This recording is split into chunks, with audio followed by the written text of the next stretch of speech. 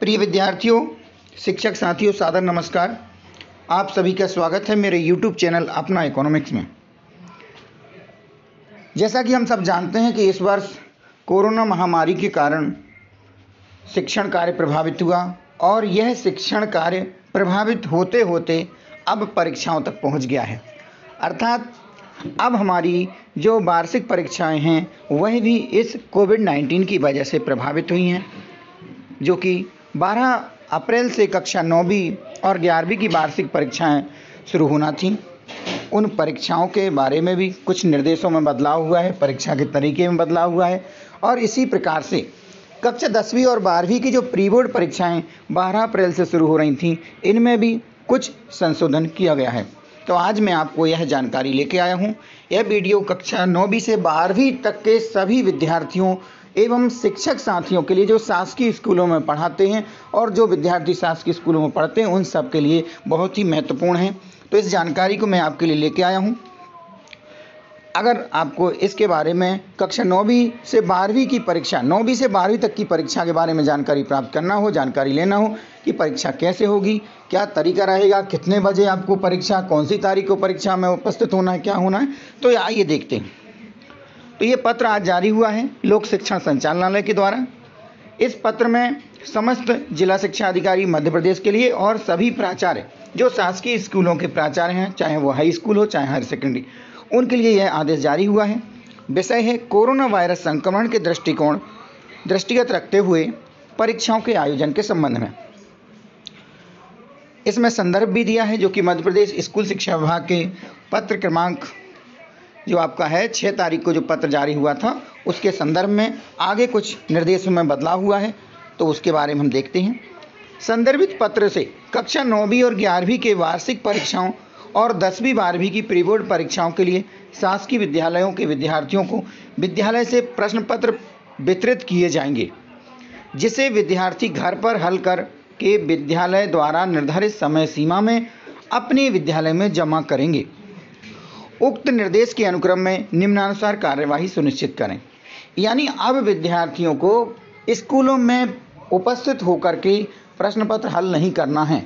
इस वर्ष कक्षा 9वीं और 11वीं की वार्षिक परीक्षा एवं 10वीं और 12वीं की प्री बोर्ड परीक्षा अब स्कूलों में नहीं होगी। आपको प्रश्न पत्र स्कूल से मिलेंगे और उनको हल करके आपको जो निर्धारित तिथि है, जो तारीख रहेगी, उसमें आपको स्कूल में जमा करना होगा। निर्देश जो हैं बिंदुवार देखते हैं। पहला बिंदु है कि कोविड-19 संक्रमण के कारण सभी शासकीय विद्यालयों में 9वीं से 12वीं के विद्यार्थियों हेतु परीक्षा की तैयारी के लिए दिनांक 9 एवं 10 अप्रैल को अध्ययन अवकाश रहेगा। यानी विद्यार्थियों, आपको 9 एवं 10 अप्रैल को स्कूल में नहीं होना है उपस्थित। यानी आपको 9 अप्रैल और 10 अप्रैल को घर पर रहकर परीक्षा की तैयारी करना है, अध्ययन करना है। अतः विद्यार्थी 9 एवं 10 अप्रैल को शाला में उपस्थित नहीं होंगे। अगला बिंदु है, यद्यपि लोक शिक्षण संचालनालय द्वारा 9वीं और 11वीं की वार्षिक परीक्षाओं के लिए और 10वीं 12वीं की प्री बोर्ड परीक्षा हेतु समय सारणी जारी की गई है। समय सारणी में हमें पता था कि 12 तारीख से आपकी परीक्षा होना है, 12 अप्रैल से, किंतु वर्तमान में कोरोना संक्रमण के कारण जिलों में भिन्न भिन्न परिस्थितियां होने के कारण, यानी कहीं कहीं के जिलों में लॉकडाउन लगा हुआ है, स्कूल बंद चल रहे हैं, इस कारण समय सारणी अनुसार कार्यवाही का बंधन समाप्त किया जाता है। यानी जैसे 12 तारीख को आपका जो पेपर था वो 12 को कराना या 13 तारीख का पेपर 13 को कराना, तो अब क्या है, ये बंधन समाप्त हो गया है। आगे देखते हैं, शाला प्रमुख जो विद्यालय के जो प्राचार्य होंगे वो 12 अप्रैल अथवा जिले की लॉकडाउन की स्थिति में जिस दिन भी लॉकडाउन खुले उस दिवस अपने जिले की स्थानीय परिस्थिति अनुसार सभी प्रश्न पत्र और कोरी उत्तर पुस्तिकाएं विद्यार्थियों को एक साथ प्रदान करेंगे। ये निर्देश मिले हैं कि 12 अप्रैल के दिन यानी कि सोमवार के दिन सभी प्रश्न पत्र एक साथ और उन प्रश्न पत्रों को हल करने के लिए जो उत्तर पुस्तिकाएं हैं वो आपको एक साथ मिल जाएंगी। जैसे आपके कोई जो 5 प्रश्न पत्र या 6 प्रश्न पत्र जो भी हैं आपके हैं, उन सभी प्रश्न पत्रों को आपको एक ही दिन स्कूल से मिल जाना है। शाला में प्रश्न पत्र प्राप्त करने का समय 9 बजे से 12 बजे तक रहेगा। यानी आपको जो 12 अप्रैल को या किसी जिले में लॉकडाउन लगा है तो वहाँ पर आप अपने स्कूल के प्राचार्य से या स्कूल के शिक्षकों से संपर्क कर लेवें कि प्रश्न पत्र किस दिनांक को वितरित हो रहे हैं। तो आपको 9 बजे से 12 बजे तक आपको प्रश्न पत्र मिलेंगे। प्राचार्य अपने स्तर से पृथक पृथक कक्षाओं के लिए पृथक पृथक समय निर्धारित कर सकेंगे। कोविड-19 की एसओपी का पालन अनिवार्य होगा। तो विद्यार्थियों, आप अपने कक्षा अध्यापक या अपने स्कूल के प्राचार्य से संपर्क स्थापित कर लें मोबाइल के माध्यम से कि उन्हें कितने बजे प्रश्न पत्र वितरित किया जाएगा। चौथा बिंदु है कि विद्यालयों से पुनः उत्तर पुस्तिकाएं प्राप्त करने के लिए, यानी विद्यार्थियों से पुनः उत्तर पुस्तिकाएं प्राप्त करने के लिए भी शाला प्रमुख अपने स्तर से दिनांक निर्धारित करेंगे। यानी आपको जो उत्तर पुस्तिका लिखी हैं, आपने जो उत्तर लिखेंगे, उन उत्तर पुस्तिकाओं को आपको किस तारीख को जमा करना है, वह भी आपके विद्यालय के प्रमुख यानी कि शाला प्रमुख या आपके प्राचार्य, आपके कक्षा अध्यापक से आपको जानकारी मिलेगी।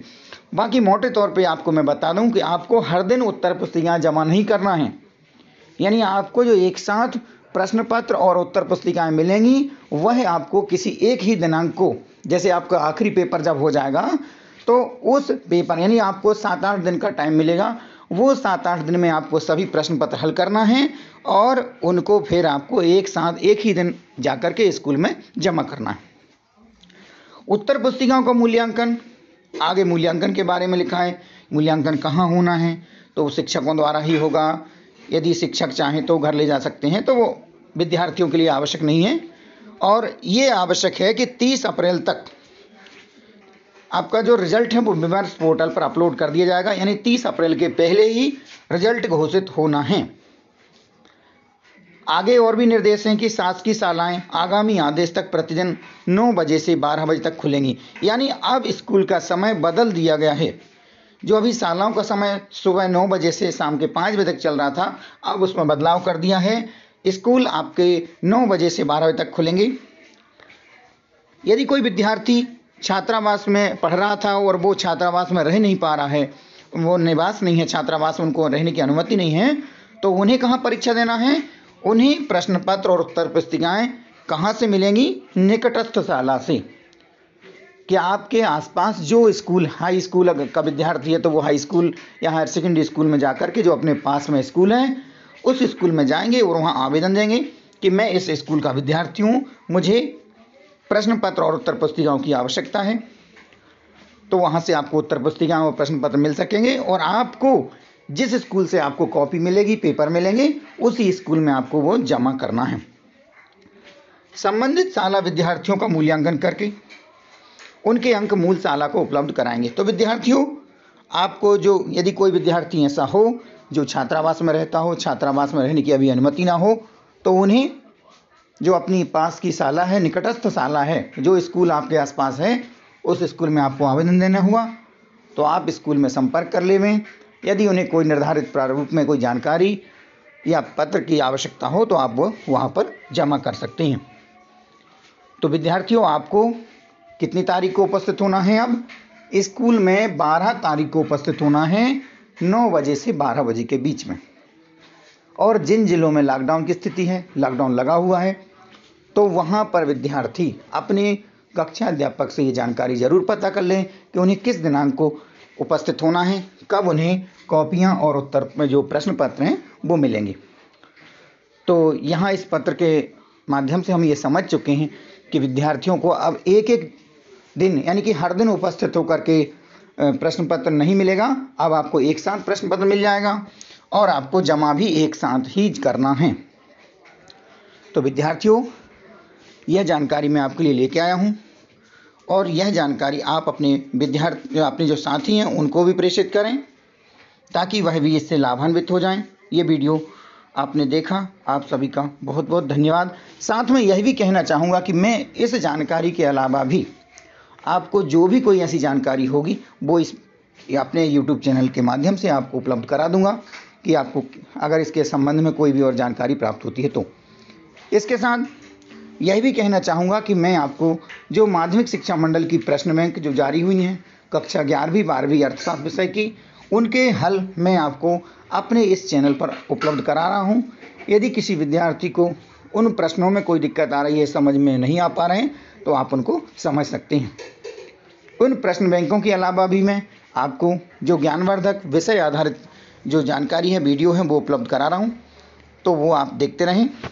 आपने इस वीडियो को देखा। आप सभी का पुनः बहुत बहुत धन्यवाद।